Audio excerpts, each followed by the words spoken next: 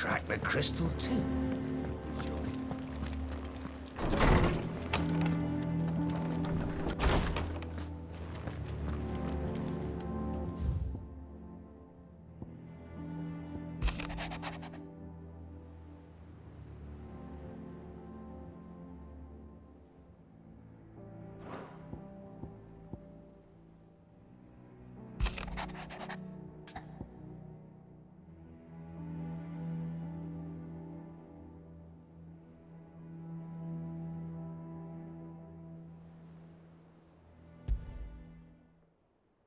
What could be wrong with Torgor?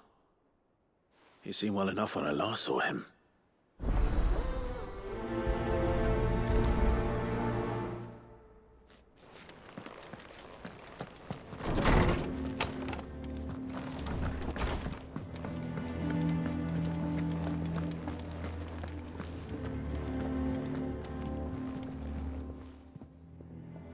I got your note. You think something's wrong with Torgor? So you can read. Congratulations. But I didn't say I were wrong with him. I said something weren't right. He's not been eating me treats. He used to love cracking the bones from Molly's boiled brown, but now he won't so much as look at them. Didn't like him. Which is why I'm of a mind that his mind's on something else. You've not been working him too hard, have you? No harder than usual. Is that it, boy? Do you need a rest? What was it you said he was? A frost wolf? That's what the lawsman seems to think. Then maybe this all has something to do with whatever it is that's woken inside him. I suppose things have been different since Rosalith. Perhaps Hippocrates knows something. Instead of everything, you mean? Perhaps.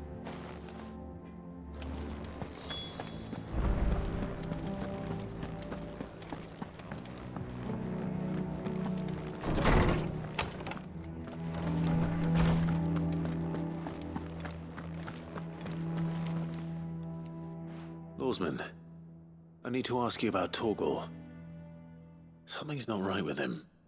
He isn't ill, is he? I don't think so. But according to Lady Karen, he seems to have lost his appetite, which is certainly a new development. She says he's hardly been touching his bones of late, and she believes it may have something to do with what happened at Rosalith Castle. I rather think she might be right, though not about his appetite. All canids are instinctively inclined to crack open bones for the rich marrow that resides within, and I see no reason why a frost wolf should be any different. Accordingly, I suspect it is not a lack of appetite that afflicts Torgor, but a surfeit of it. If we assume that his newfound magics require additional nourishment to sustain, it may well be that the bones Lady Karen is accustomed to providing are no longer sufficient. Frost wolves, after all, habitually prey upon far larger animals, whose bones may yield altogether different nutrients. As to where one might find a suitable substitute, some antelopes that graze the meadows of eastern Rosaria have been known to grow to a size more than double that of their lesser cousins. I don't recall ever seeing any that large. And little wonder. The oldest and largest such creatures rarely leave the safety of the highlands for fear of predators. The last elder antelope sighting I recall hearing about took place near Cressida, and that was long before the village was abandoned. Even so, it seems like a good place to start. Good hunting, Clive.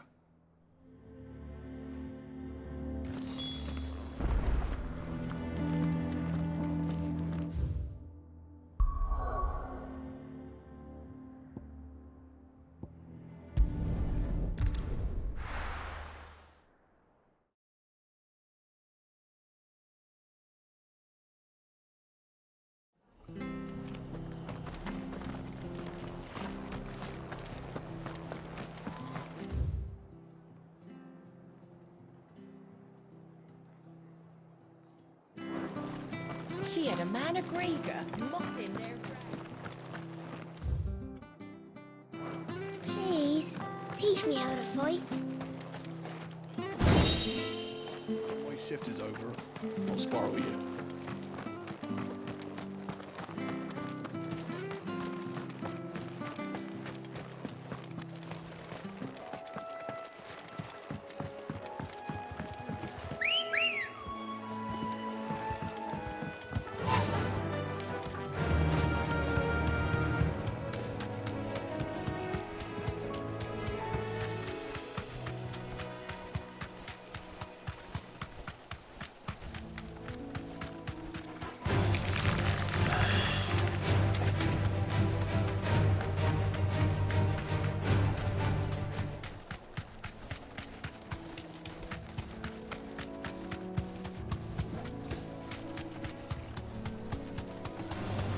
All right.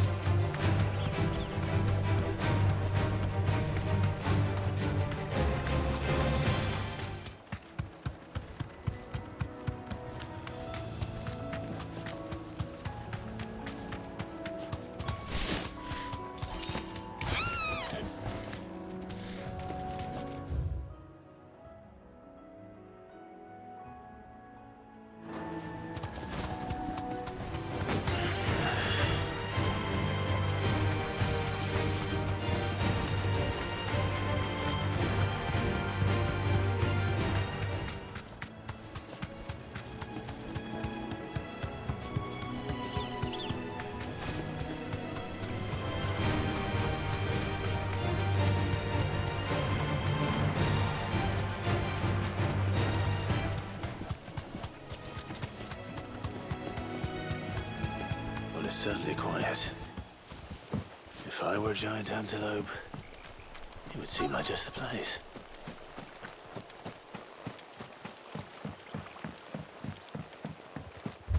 I doubt we'll find one bigger than that. You hungry, Torgal?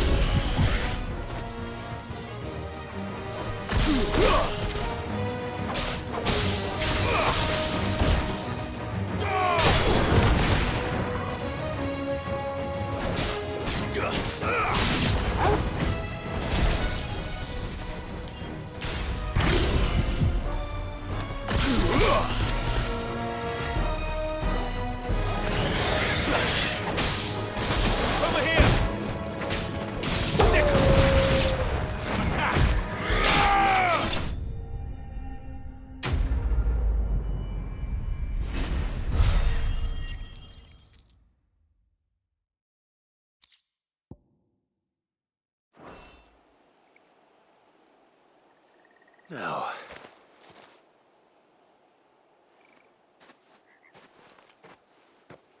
will it be enough, I wonder?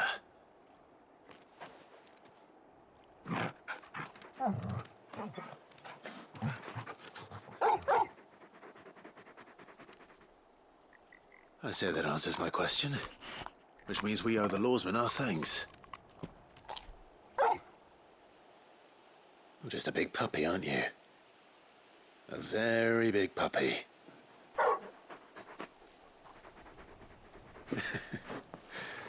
You do know you can take that with you, Torgal. Lady Karen will be relieved to hear you've got your appetite back. Come on, boy.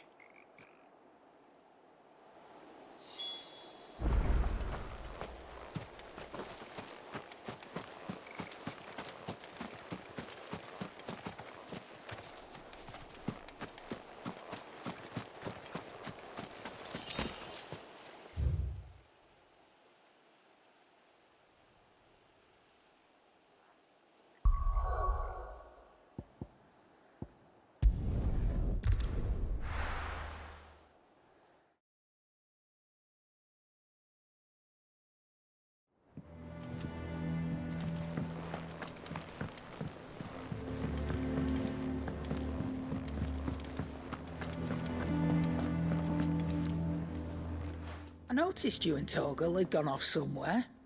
Take him for a walk, did you? You could say that.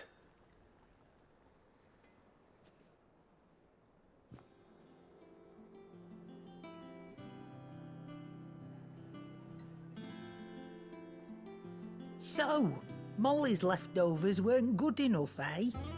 That'll teach me for treating you like you're still a pup. All right, no need to shout. Now we know what you're after, I can see about getting some in. Speaking of which, I brought one for later. Can I leave it with you?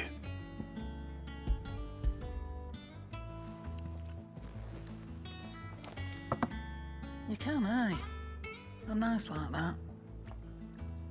In return, you can thank Tomes for me. The bloody know-it-all. I was just on my way to see him.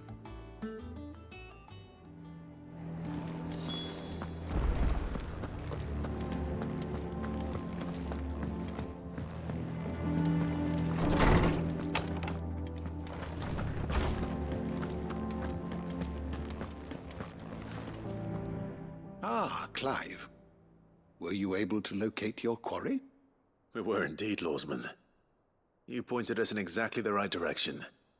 And Torgal's been a very happy hound ever since. Very good, very good. Lady Karen sends her thanks, by the way, for your part in solving the mystery. Ah. But that reminds me. After your last visit, I found myself pondering Torgal's talents. Do you recall our conversation concerning Lady Jill's role in Torgal's transformation? About how she somehow woke the power within him. Precisely that. A reasonable conclusion, I thought. But one which raised certain questions in my mind. You see, the Fenrir of legend served Shiva and Shiva alone. And while the powers attributed to him are certainly impressive, the records imply they are somewhat different in nature to those you described Torgal as having used. What are you suggesting? That Torgal may be the beneficiary of more than one icon's power. Consider that in addition to Lady Jill, he has served as a loyal companion to you, your brother, and even the late Cid. In short, the icons hitherto near at hand, or should I say at paw, have been diverse and plenty, and that number has only grown as the realm's dominance have fallen to your sword. One can but speculate as to how all of this has affected Torgal. He has seemed more fierce of late. And if I am not mistaken, he will grow fiercer still. We are fortunate indeed to be able to count him amongst our allies and not our adversaries. Oh, he's more than an ally. He's a friend.